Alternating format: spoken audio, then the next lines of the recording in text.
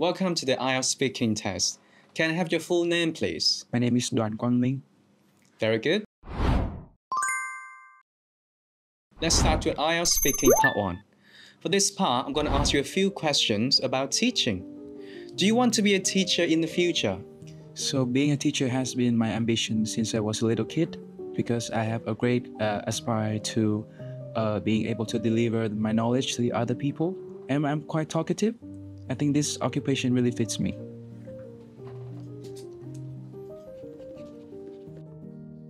Do you have a teacher from your past that you still remember? Well, I have a lot of teachers that I've been remembering since I was a kid. But I think my most inspirational teacher is my secondary school main teacher. So it's not about the subject she teaches. It's literature, which is not my favorite, but she always tries to get students to follow the policies or regulations of the school, and always remind us to be hardworking and be careful with every test that we have. Are you still in touch with your primary school teachers? Well, I think yes, I do. It's been a while. It's been more than 10 years, but I still always try to reach to her when it comes to the National Teacher Day of Vietnam. I always try to wish her the best, and she always asks me how I'm doing like a few times a month. So we have a great connection. Yes. No, it was a good point. In what way has your favorite teacher helped you? It's quite a tricky question. I'm gonna take a few seconds. She's just been a figure for me to follow. She always tries to encourage us to get over any kinds of difficulties that we have to when we're studying. So it's not only about the subjects, but it's also about the mindset that we always have to keep moving forward, trying to focus on our targets. And especially, she always reminds us to be self-disciplined. We need to always try to work our best for whatever we want to do. Let's move on to IELTS speaking part 2. For this part, I would like you to talk about a challenge you faced that you thought was rather difficult from 1 to 2 minutes. You may have some notes. You might take some notes for 1 minute if you want to.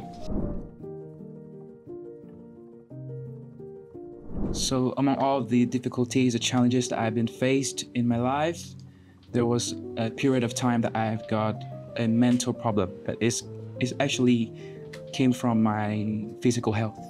So it's about my overweight condition at that moment. So when I finished my secondary school program and I moved up to the high school program, I was merely obese, and the number, it was horrible. And I started to get fat shaming, and at first I think it's not that serious to be body shamed, but after a while I think that actually they have points, because I was really in a bad health condition at that time.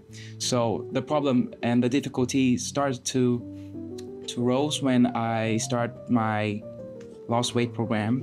And at first, I have to reduce my fat intake, and I try to have a healthier diet, try to do more exercises, do any kind of sports I could at that moment. I try to lift weighting, and when it comes to doing some calisthenic or gymnastic things, it's really hard at the first steps, so it was really challenging. But after a while, I managed to finish my program, and it was a weight loss session about 3 months, and it came out that I lost 20 kilograms just in 3 months, and that was incredible. So until now, I still consider that that period of time was the most amazing experience of my life, because I managed to do something, and it actually helps me to overcome a lot of mental and physical issues that I have with myself later in my life. So yes, that 3 months experience was amazing. Let's move on to IELTS speaking part 3. Let's talk about challenges. What is the most challenging thing for kids? Well, I think for kids, the little kids, I think the most challenging thing for them is to be able to adapt to their life, because at the early stage of their life, they have a little awareness of what is going on around them. And I think it includes of being able to listen to their parents and at the same time consider what they observe and what they experience so that they can have the best solutions or the best soft skills that they may use in the future. Should parents encourage their kids to meet challenges? I think it really depends because parents, first of all, is on the parent side, they should know what exactly is going on in their kid's mind, because I think it's really risky if parents try to push their kid too much. But also at the same time, they also need to try to make some obstacles for the child, because the children themselves need to have the abilities to get over some specific problems in their lives in the future.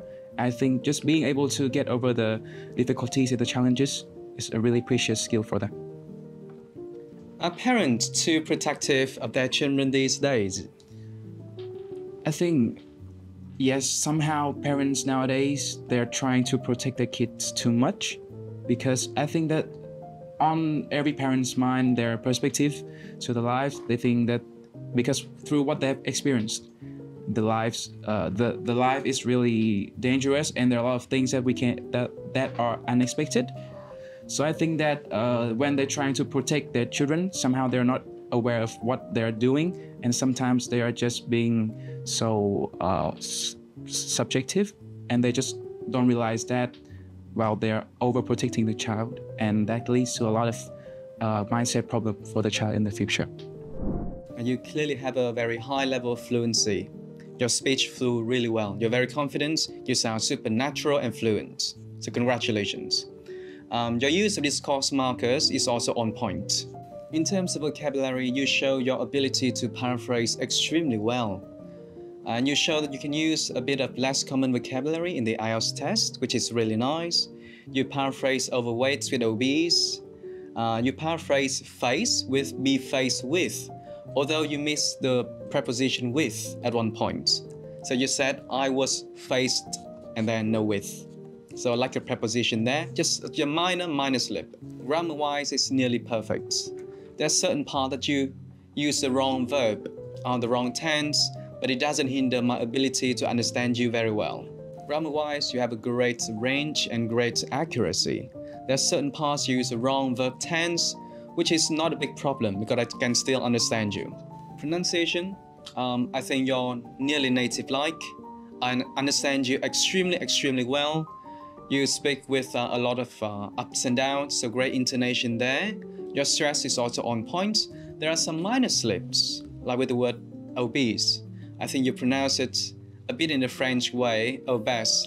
But again, it doesn't hinder my ability to understand you at all, because overall, you sound clear, you sound confident, and I think it was a solid performance. Congratulations. Yes, thank you. Overall, you're a capable English user.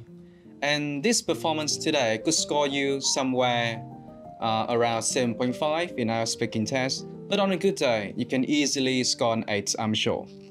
Yes, thank you. Thank you very much.